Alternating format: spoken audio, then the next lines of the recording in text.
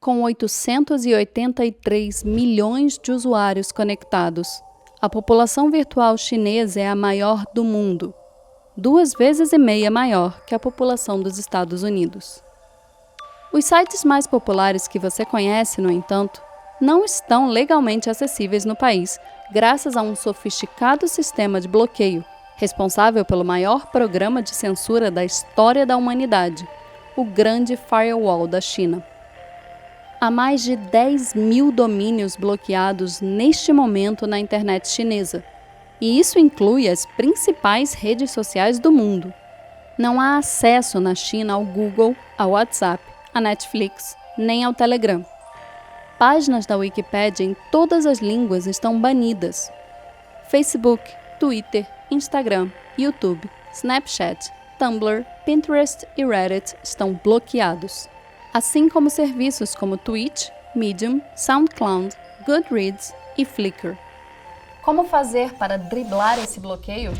Se associando a uma rede privada virtual, popularmente conhecida como VPN, um software que permite a um usuário disfarçar o seu endereço IP e contornar a censura. Por motivos óbvios, apelar para essa estratégia é ilegal. A ausência de aplicativos internacionais incentivou o desenvolvimento e a adoção de alternativas nacionais. O bloqueio do Facebook e do WhatsApp, por exemplo, permitiu o crescimento do WeChat.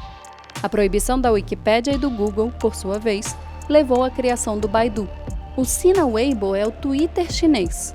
O Douyin é o TikTok, que mesmo chinês é bloqueado no país. E o Youku é o equivalente ao YouTube. O WeChat, particularmente, domina a vida chinesa. Desenvolvido pela Tencent, o aplicativo começou como uma ferramenta de bate-papo antes de evoluir para um super app. Hoje, tem mais de 1 bilhão de usuários ativos por mês e hospeda cerca de 34% do tráfego de dados chinês. É uma rede social, um sistema de pagamentos, um meio de comunicação e, talvez o mais ambicioso, a infraestrutura para outros negócios. Além de bloquear milhares de sites estrangeiros, o governo chinês também monitora ativamente assuntos, conversas e pesquisas nas suas redes sociais. Qualquer mensagem enviada através de um grupo do WeChat, por exemplo, é monitorada pela Tencent. Todas as conversas são armazenadas por 6 meses. Mesmo os diálogos excluídos pelos usuários podem ser recuperados pela censura. O risco dos cidadãos chineses serem detidos por acessar ou compartilhar informações online aumentou consideravelmente nos últimos anos. Neste exato momento, há dezenas de milhares de censores virtuais, geralmente jovens na faixa dos 20 anos, trabalhando para controlar o conteúdo publicado nas redes sociais. Também há milhões de comentaristas oficiais, os chamados Wumao, pagos para defender o governo nesses espaços. Segundo um estudo publicado por pesquisadores de Harvard, Stanford e da Universidade da Califórnia, há 2 milhões de cybertrolls pagos por Pequim atuando nesse momento, responsáveis pela criação de mais de 448 milhões de comentários falsos por ano nas redes sociais. A lista de temas tabus é tão cômica quanto curiosa. Depois que um meme comparando o ursinho Pooh a Xi Jinping se tornou viral nas redes sociais chinesas, as autoridades baniram imagens e menções ao desenho animado. Os números 4, 6 e 89 também são ocasionalmente censurados por sua referência ao massacre da Praça da Paz Celestial, que aconteceu no dia 4 de junho de 1989, assunto tabu no país. Segundo a Freedom House, a internet chinesa é a mais controlada, mais opressiva e menos livre do mundo. Em 2018, apenas o Baidu, o maior motor de buscas do país, relatou a exclusão do seu mecanismo de pesquisa de mais de 50 bilhões de itens de informações consideradas prejudiciais. O resultado, além da censura, é autocensura.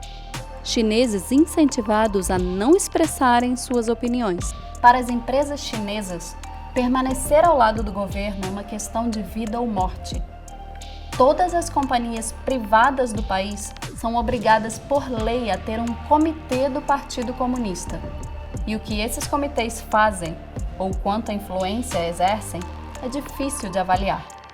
Além disso, as leis e regulamentos chineses determinam que as empresas de tecnologia que operam no país devem auxiliar a agência de inteligência na coleta de informações sempre que solicitadas.